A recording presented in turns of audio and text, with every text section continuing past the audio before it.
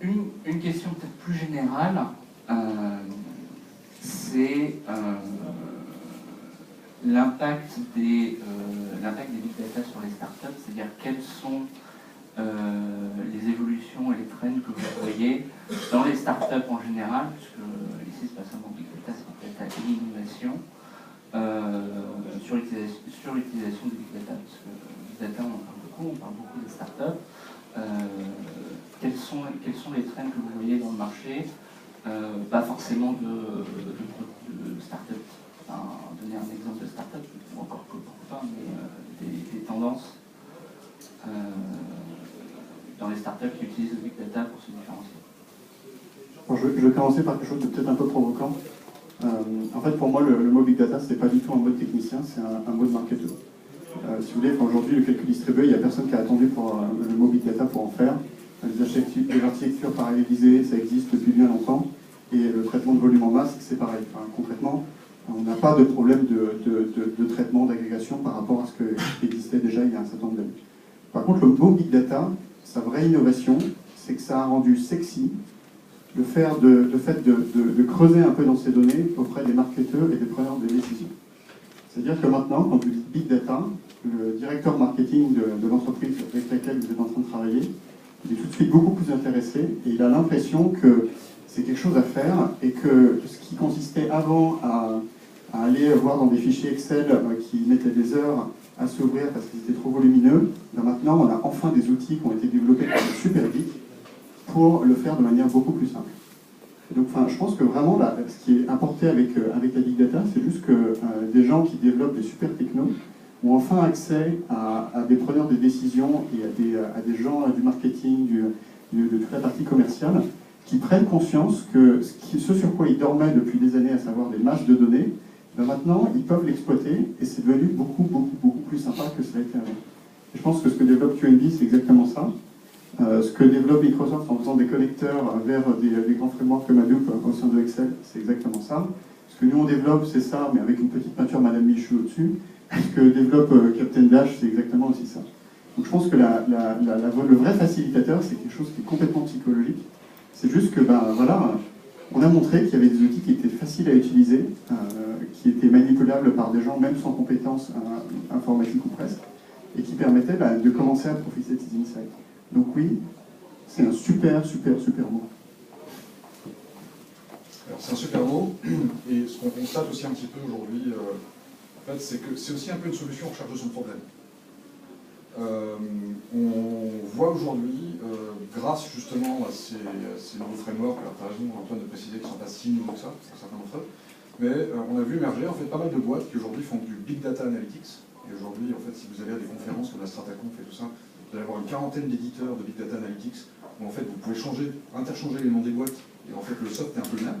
Voilà, c'est en effet des softs qui permettent de faire de l'analyse sur les très gros volumes de données avec comme enjeu de vous proposer par exemple une segmentation d'une base de clients ou des analyses de signaux faibles dans des gros volumes de transactions, des choses comme ça. Concrètement en fait, voilà, il y a une espèce de ruée vers l'or, il y a une espèce de hype aujourd'hui où on essaye en fait, de conserver un peu la tête froide et de regarder en fait, ce qu'on est vraiment capable de traiter aujourd'hui avec les problèmes du big data. Et justement, aujourd'hui, dans ces croyances qu'on entend souvent, qu'on lit souvent, parce que toute la presse généraliste s'est emparée aujourd'hui du mot big data, on entend dire en fait que le big data, c'est quelque chose qui va permettre à un directeur général de redécouvrir son entreprise et de découvrir des insights de marché absolument gigantesques sur lesquels il dormait sans s'en rendre compte. La réalité est un peu différente. En fait, le big data, ce dont on se rend compte, c'est que c'est un très bon outil décisionnel, et c'est un très bon outil micro-décisionnel. C'est-à-dire que ça vous permet de prendre des micro-décisions de type, par exemple, agencement des produits dans un rayon, de type affinage de plage d'ouverture d'un service, ou des choses comme ça, ou alors être capable en effet de proposer des services adaptés à tel segment de clients et ainsi de suite. Mais on est vraiment en fait de l'ordre à chaque fois de la micro-décision de management et pas de la grande décision de niveau direction générale. Donc c'est quelque chose aujourd'hui qui en effet apporte énormément de valeur à une direction marketing pour être capable non pas d'affiner une stratégie au niveau, mais en revanche de la mettre en œuvre de façon extrêmement efficace à un niveau détaillé. Ça permet, pareil, dans des domaines comme le sales ou la supply chain, également en fait, de prendre de la micro-décision. En revanche, ce n'est pas en fait, des outils de niveau direction générale. Voilà. Sauf, peut-être, quand on a une application comme celle de Cameron, en fait, sur le 10 Downing Street, en fait, avec son application Number 10, qui justement est un dashboard en fait, de l'Angleterre, disponible sur iPad pour le Premier ministre. Voilà. Mais en fait, c'est des cas extrêmement limités. Voilà.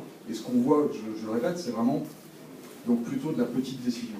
Et nous-mêmes, en effet, c'est comme ça qu'on essaye de prendre en effet la promesse de cette technologie Big Data, c'est en permettant à un utilisateur de comprendre un tout petit phénomène de façon graphique sur un graphique qu'il pourra s'approprier, donc il pourra faire ce qu'il veut. Si vous analysez directement les concurrents directs, je veux dire sur chaque segment de marché, donc ce qui au début c'est micro-stratégie dans l'intérieur de la société, ça devient quand même macro-stratégie dans la mesure où si vous avez 3 concurrents sur des segments bien précis, à ce moment-là, ça devient de la macro-stratégie dans la mesure où c'est de la compétition pure et dure. Vous prenez leurs clients. C'est possible, mais en fait, enfin, si vous voulez, ce qu'on voit nous aujourd'hui... Ce que vous voyez, puisque vous regardez, je suis d'accord avec vous, vous êtes, je ne sais pas, Yves Rocher par exemple, vous regardez Yves Rocher à l'intérieur, ou Essilor à l'intérieur, mais dès que vous mettez par exemple, comparer Yves Rocher avec Sephora, à ce moment-là, ça devient l'analyse compétitive avec les big data, donc ça devient de la macro-stratégie. Alors ce sera peut-être le cas en fait d'ici quelques années quand toutes les entreprises auront consommé en fait leur hype du big data en interne et se seront en fait réellement emparés des outils et tout ça. Ce qu'on voit aujourd'hui, c'est qu'on est au tout début de la vague et qu'en fait aujourd'hui les entreprises en fait sont juste en train de se demander comment stocker. Et en fait voilà, vous avez des grands groupes aujourd'hui qui commencent à réaliser en fait la valeur de ces données qui avant en fait étaient juste mises à la benne chaque mois pour les raisons de... Voilà. Aujourd'hui on stocke, a priori. Et en fait, on est un petit peu à ce stade-là aujourd'hui dans la majorité des entreprises voilà, qui disent ne perdons pas, gardons. Voilà. Et en fait, peut-être que dans 6 mois ou 1 an ou 2 ans, on verra en effet des premiers usages sur ces données qu'on stocke, avec des premiers insights qui vont pouvoir être utilisés de façon opérationnelle. Ce que vous décrivez, en fait, ce serait le cas d'une situation de marché un peu idéale où tout le monde se serait équipé et tout le monde aurait été... On partage la donnée surtout, parce que si les données des concurrents ne sont pas là, on peut juste rien faire. Quoi. Ouais, les grands groupes, elles sont là. Hein. Si vous regardez les grands groupes internationaux, elles sont là. Hein. Ouais. Les grands groupes internationaux, toutes les données sont sur Internet. Hein. Alors, en fait, vous parlez d'un truc, en effet, qui est une des promesses du Big Data dont je vais parler, qui est un petit peu d'ailleurs notre positionnement, c'est la syndication de données. Au sein d'une industrie, le fait de dire, bah, tiens, les 4 grands acteurs de l'industrie vont partager leurs données et donc permettre